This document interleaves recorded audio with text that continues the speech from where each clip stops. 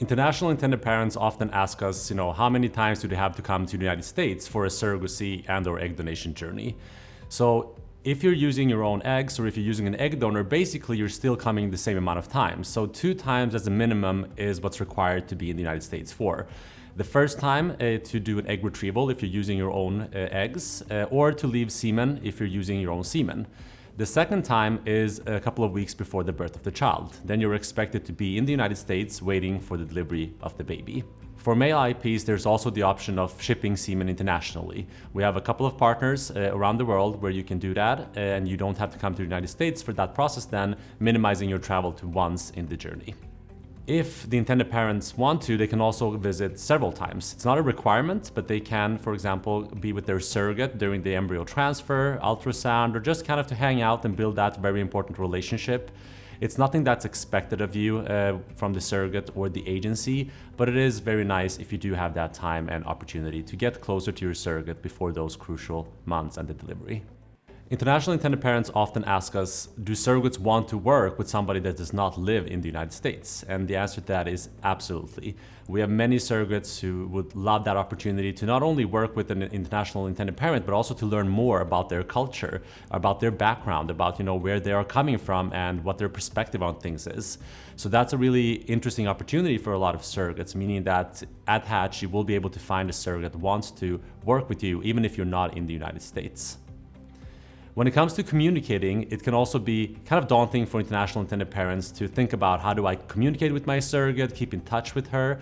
But there are many good ways to do that, and I think that the key factor of that is to find somebody who wants the same communication as you. If that is, text messaging, video calls, if that's more intense or less intense, that's a balance that you can work with your surrogate and your match specialist. But communicating today with your surrogate, even in different time zones, it does work as long as everybody is willing to put in the work to make it happen. International intended parents have to consider an additional step in this journey in comparison to domestic IPs. So when your baby is born, there's going to be something called a parental establishment process to establish your parentship of the child. This is equal to everybody doing a surrogacy journey, but for international intended parents, there might be additional considerations. For example, how long do I stay in the United States and how long do I wait for the delivery of the child? So you're expected to be there about 4 weeks before the birth of the child, and you're also expected to be there about 3 to 4 weeks after the birth of the child, just to finalize that legal process before you can go back home, acquiring the US passport if that is something that you want, which Hatch will assist you with, and making sure you have all the right travel documentation. Internationally intended parents also in some scenarios have to consult with their local consulates or embassies to make sure that they can return home with their baby in a safe way. This is something that your attorneys will assist you with and give you that legal support. Hatch has worked with international intended parents from over 50 countries, so we have local attorneys that we partnered with to make sure that you are safe in your process, and we are happy to refer them to you to get you home in a safe manner with that precious bundle of joy. Lastly, international intended parents have to consider something called newborn insurance. When your baby is born, the hospital will look at who is the responsible parent of this child or parents of this child.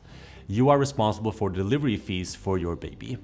So this means that if you have any additional medical treatment for your child that requires neonatal intensive care or other medical treatments, you might face a high cost. So newborn insurance is there to protect you from that cost.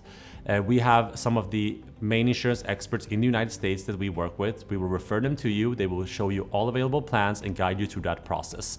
We won't leave you hanging, but this is something that's usually not involved in an agency's package. So make sure you ask your agency if they do cover it, and if they don't, how much it usually costs.